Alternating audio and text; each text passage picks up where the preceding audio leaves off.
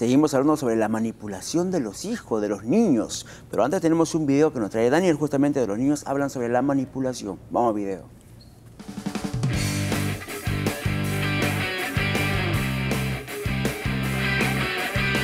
Valeria, ¿qué es lo primero que te viene a la mente cuando yo te digo la palabra manipulación?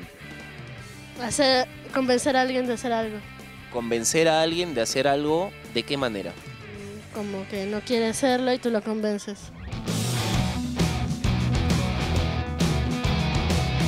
¿Manipulas a tus papás de alguna forma? Favores algunos, como si puedo salir a jugar o otras cosas así. A veces insisto, también insisto. O a veces adulo. Porfa, tú eres la persona más bonita, ¿sí? Y después ya, bueno, y me hacen caso. Tal vez a veces les he pedido favores, pero nunca me he molestado con ellos porque no me traen algo.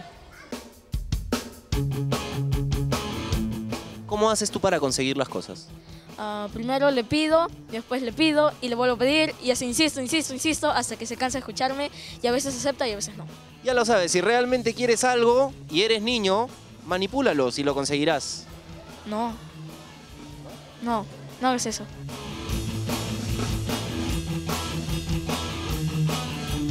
¿Qué consecuencias puede tener manipular?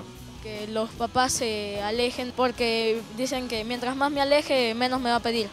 Puede causar daños graves porque pueden llegar a hacer cosas que no deberían. Entonces, pasamos al estudio con la siguiente pregunta.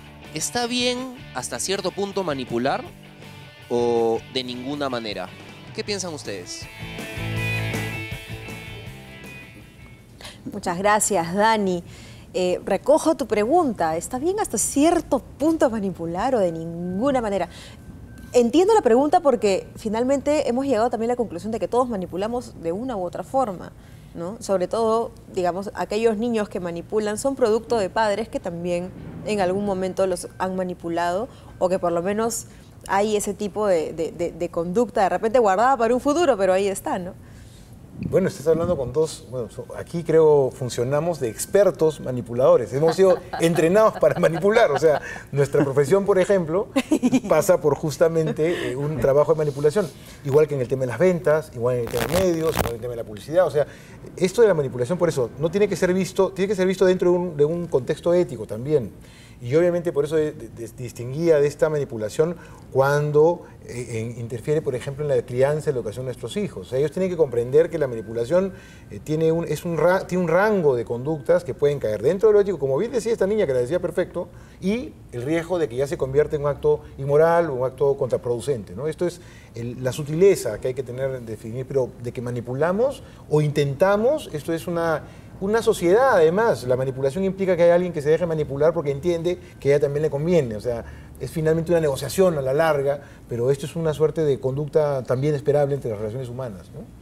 Sí, bueno, estoy de acuerdo. En realidad, el rasgo de la manipulación es muy frecuente en los seres.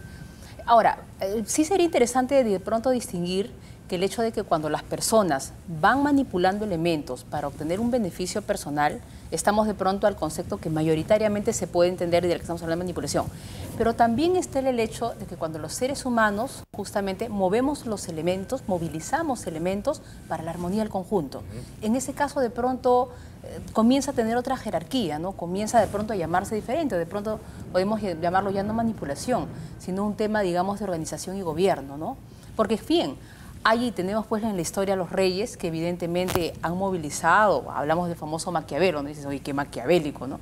Pero hay que distinguir entre la manipulación por el bien común y el manejar los afectos de los seres para movilizar y alcanzar la armonía del grupo. Que en ese caso yo considero que es inmensamente válido enseñarles a los niños desde pequeños a mover los afectos para la armonía del conjunto. Justamente ayer un niño me decía en consulta, porque es un niño un poquito soberbio, que alardea mucho, y entonces este niñito pues decía que yo soy el mejor y si yo sé, yo le decía perfecto, le dije, pero ¿cuál es el efecto? Y él me decía, yo digo esto y todos hacen esto. Le digo, sí, le digo, pero fíjate que cuando tú dices estas cosas, lastimas a los demás, logras un objetivo, pero se rompen otras cosas. Entonces el niño me decía, ¿no? Pero yo quiero mandar, le dije, pero hay dos formas, o porque te impones o porque lo inspiras. y el que lo inspira siempre piensa en el grupo.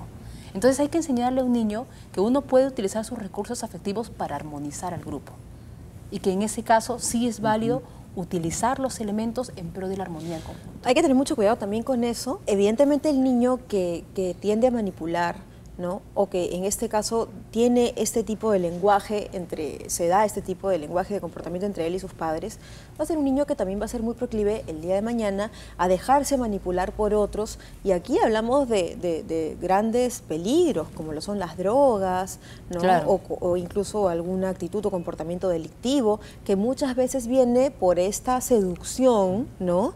Que en realidad es una manipulación. Claro, yo por eso decía, a mí me parece que, digamos, hay que contextualizar el tema de la manipulación dentro de un marco ético, porque además que ahí viene una serie que nos alcanzarían 3 programas para poder terminar de hablar de dónde va el asunto, pero lo cierto es que sí ocurre la manipulación, que no necesariamente es un acto reñido con los actos positivos, que no me tengo que, digamos, rajar porque manipulé o me manipularon, o sea, nos va a ocurrir, pero no puede ser esta la estrategia por excelencia, en principio. Y segundo, que mis hijos tengo que ser conscientes que en la medida que yo les permito que manipulen, les estoy poniendo en riesgo, porque finalmente se supone que ellos estarían dominando la situación cuando soy yo el que tengo que hacerme cargo de ellos, yo soy el responsable de esta situación y por lo tanto yo estaría actuando de manera irresponsable. Claro, ¿no? y una clave para poder distinguir dónde es una manipulación y dónde es un tema de manejo de conjunto es la gran pregunta, ¿no? Cuando los seres manipulamos o nos dejamos manipular, estamos yendo por la obtención de un afecto, ya sea del hijo o del padre. En cambio, cuando los seres movilizamos los afectos para un bien superior o para alcanzar un objetivo superior, estamos pensando más bien en lo que favorece al otro ser en su lucha para la vida y en su maduración. Por eso, un padre que es sensible a la manipulación de que le dice, no va a haber propina, hijo, porque no tenemos dinero, y dice, entonces tú no me quieres tanto como los papás quieren a mis compañeros, entonces el papá, cuando le da la propina en perjuicio de su presupuesto, no está pensando en el niño, está pensando en él, en el afecto que pierde. En cambio, si un padre dice, sí, de pronto pierdo algo del afecto de mi hijo ahora, pero es importante para su desarrollo saber que no puede apelar al tema afectivo para obtener las cosas. Entonces, en ese momento pienso en la formación de mi hijo. La mayoría de padres, el gran porcentaje, no está pensando en cómo armo a mi hijo para la lucha hacia la vida. Está pensando cómo me garantizo que mi hijo me siga queriendo. Y ahí, entonces, 100% proclive a caer en la manipulación, ¿no? Y eso pasa a nivel de un hijo, como pasa a nivel también de un grupo social. O sea, hay que aprender a reconocer entonces los momentos donde somos manipulados y manipulamos también para que los hijos tengan, hijos y padres seamos conscientes de ese momento, ¿no es cierto? Ahora, mencionas un ejemplo de la propina. ¿Qué otro caso más es un momento o un hecho manipulado, de manipulación? ¿En qué otro ejemplo podríamos graficar esta manipulación de los hijos o los papás en este caso? Por ejemplo, a la hora que, digamos, tú le dices algo firme, le das una orden y él llora. Y llora sin que medie una razón para que esto ocurra. Entonces te afecta a ti y entonces tú lo que dices, cambias lo que le estás diciendo para corregir o el castigo que le has impuesto porque te da pena lo que estás haciendo.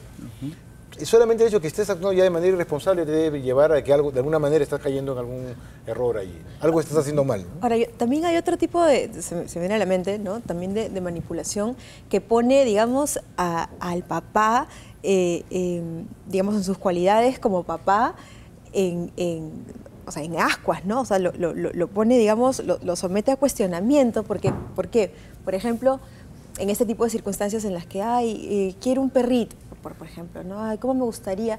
Es más, ahí está la manipulación. ¿Cómo me gustaría tener un perrito? Porque no dicen, papá, cómprame un perrito, que ahí no habría ninguna manipulación, están siendo directos. ¿No?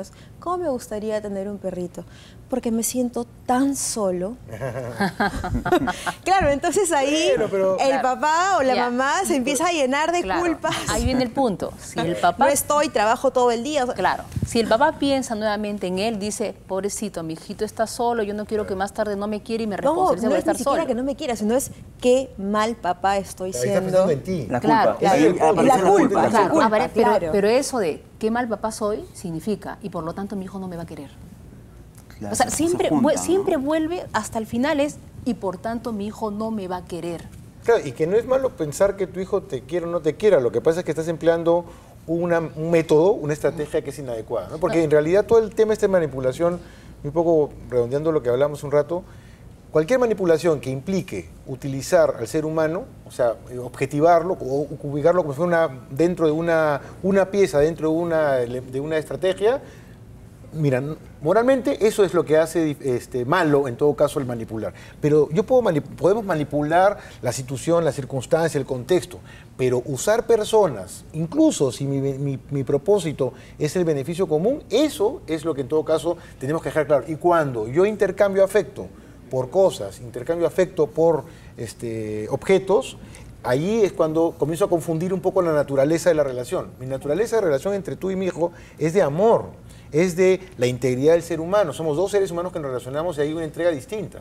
Pero cuando para que tú me quieras tengo que pagarte de la medida que sea, con esfuerzo, con sacrificio, con lo que sea, allí estoy cometiendo el error de confundir en dónde está el valor, en por qué te amo, por qué me amas. Claro. ¿No? Ahora, yo pienso que, por ejemplo, un poco volviendo al tema justamente de este tema del perrito, ¿no? Entonces, en el primer caso, el papá piensa y dice, ok, qué mal padre soy, mi hijo no me va a querer. Tengo que pagar el perrito para que me quieran, como dice Ricardo.